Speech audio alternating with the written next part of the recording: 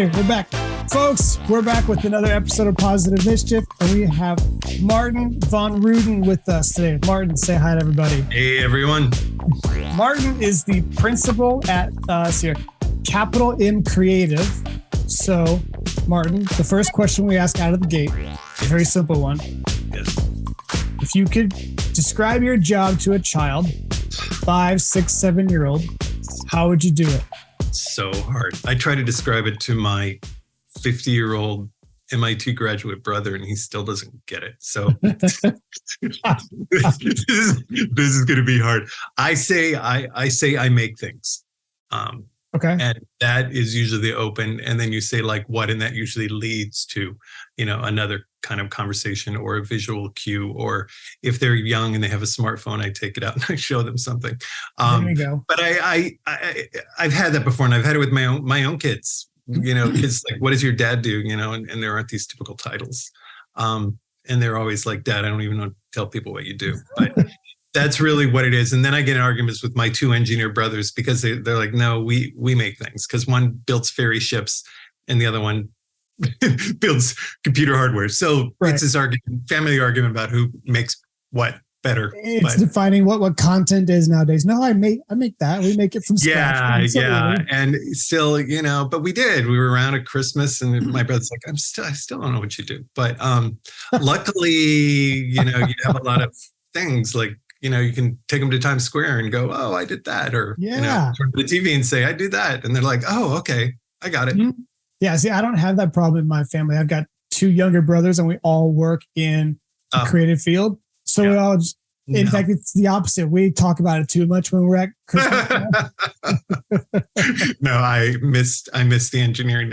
They both went to MIT, and, no, that just didn't happen. So I make stuff. What's funny is that's the simplest way of putting it. And I love that because I think one of the things that I love about what I do and what you do, it's we get to create something out of nothing.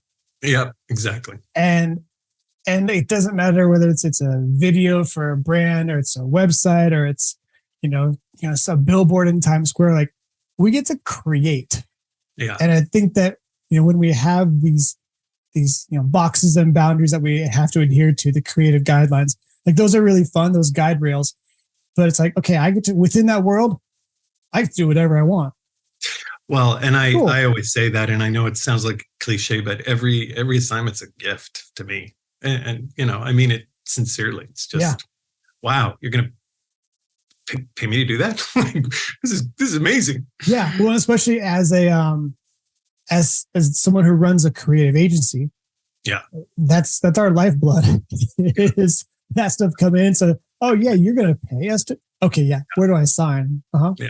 To create. It's like being a little kid. Yeah, it is.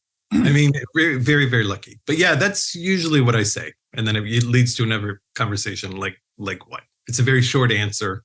Yeah. So what's been the one thing that has been like the coolest thing that you've been able to show friends or family to help explain what that is? Depends on the week. Some days. And I'm not kidding. I just came off a project. I did 53 pieces of creative, with digital, it's just spitting, somebody wanted reels and I delivered 53 pieces of creative. So it really depends about, what I did that week. And, this week I wrote a radio spot and I did a print ad, and I did the part that I love is the variety of it and the variety of what we can do. And I get a little antsy when I'm pigeonholed into, I worked for a very large company. And when I walked in, it was like, you're doing these projects from A to M that air at this time to this time. And you're doing this one. And I was like, oh my God, these silos are going to kill me, because I got to break out of that box. That did not last long. But it was so split up. But to your point, I think it's legacy things of big people that I've worked with, or, that time I was with Martin Scorsese or what, name dropping and is always kind of fun. And it's those, and then a lot of times they're like, who, like they don't even know. Then you realize how silly it sounds. You're like, yeah, you know what? Right, exactly. I've just been called into it. Yeah, exactly. But what's really hard is my first job was at MTV, which, back in the late 80s, 90s was like the place to work. And now, sorry, MTV has very little relevance at all anymore. So you can't even drop the, I was MTV for MTV days because nobody cares. And, for that matter, Nickelodeon to a young person today doesn't have, it doesn't. Can I swear it was the, back then, it was it. All of this stuff. There were great things on Nickelodeon. I know. And now there's just so much, and it's really unfortunate too, because I think you look at those legacy brands, the MTVs, the Nickelodeons, at least of the TV world, they were pioneering really great things. And somehow they got off. They went the way of Blockbuster in a way. They couldn't see what they had, and to be able to take that pivot and grow with it and make it great. Yeah. So the legacy stuff is fun, but it's more for my memory's sake than anybody else. So I kind of usually stay current and show them what I made this week. Yeah.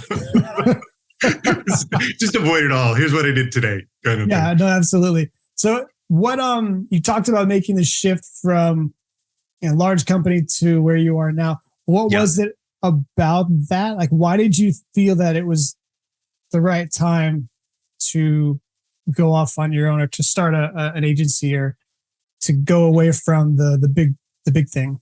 Well, the last big job that I had was at Disney, which is a big, as executive creative director for Disney. Big, very, very big job. I'll tell you, and it's a very honest answer. It just became, you do this for as long as I have, it kind of becomes redundant. There was one point I woke up and, you're hearing trailer sound effects in your ears, bum, bum, bum, bum, bum, bum, and I watch the voice of God talking overhead. Yeah. It's like that movie with Cameron Diaz or whatever, where she would, The Holiday or whatever. That's kind of what it got to. And, there was a lot of other factors and COVID and, everything else that influenced our lives, and just opportunities coming my way. But and you talked about MTV. It's been debated why that failed. Didn't fail. I mean, that's a wrong word. Why it just kind of went down is the original vision of the CEO when I was there, Tom Freston, was that he would have turnaround every 2 years of people, and he wanted a constant. You kind of came in knowing, nice to know you, kid, but we'll see. Go on to your next thing. Yeah. And people stayed. It was that much fun. People stayed. So you had people who were kind of out of it, not bringing in, who were there for, I know people were there for 35 years or whatever. And I just think and there's nothing against that, obviously absolutely successful and very smart people. I just think I personally have to move and I have to stretch and I have to test myself. And I like to do that. And I get, just a bigger kick out of it. And, you can say I have ADD or creative ADD or whatever. I don't have ADD, but if I did, I do have a little bit of creative ADD in that I constantly want to test. I constantly want to do it. And when you're on your own and doing other stuff, you get to push that a little more rather than this, absolutely, let's go for constant approval and just get this done because there's something else coming in. Yeah. So that's a big look. We'd all love to be independent artists. I mean, probably. Well, I love collaborating more than anything in the world. Yeah. And we could talk about that too. Well, there's something about the art of collaboration. There's something about getting people in the same room with a common goal and just turning them loose and seeing what happens. Yeah. That's really exciting. No, I agree. I'm happiest on a set, actually. I love being on set. I just love. Please hire me. I love being on set. I love being on set because that's true. That's true collaboration in practice. Yes. Yeah. And in fact, I got a very early lesson. I was working at WeTV, and I got to produce my first series. And I had the first meeting, and I went in and did the presentation, song and dance, and, just came out with like a million notes. And I was very young, I was like 26 or something. I was very flabbergasted because it was like, oh my God, all the notes and this and this is, and I worked next to this guy, Louis Bogash, who, great documentary filmmaker. And, he just looked at me and he goes, Marty, he's from like Brooklyn, Marty, if you want it your way, write a book. That has been my words to live by ever since my 20s. And I tell everybody that who'll listen, because that's really it. And that's the reality of the creative world, as I'm sure you know. Yeah. But I think it's turning that around to be a positive of being like, wow, there's this whole universe to tap into of ideas and people and music and, talent and where's that going to come from? That to me was a pivotal moment in my career that I was like, wow, this is like the best news ever. Oh, yes. I don't want to write a book. I've written a book. Really boring. Yeah. The ultimate one-man band. It's really boring. I can't do it.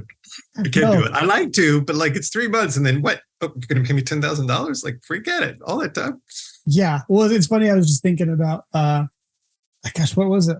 Last night I was having a conversation. I was like, I said something and it's like, well, that sounds really good. Or in my head, it sounds much better than that. I wish I could figure out how to write it down. It's like, no, that seems really boring at the same time. No, I'm okay with it. Like, I'd rather try to like paint pictures and draw pictures and articulate it through some other way. Writing a book's just not for me either. I'm right there with you. Yeah. Sorry, folks. You're going to have to wait. Wait for the movie. That's right. Wait for the movie. Yeah. That's right.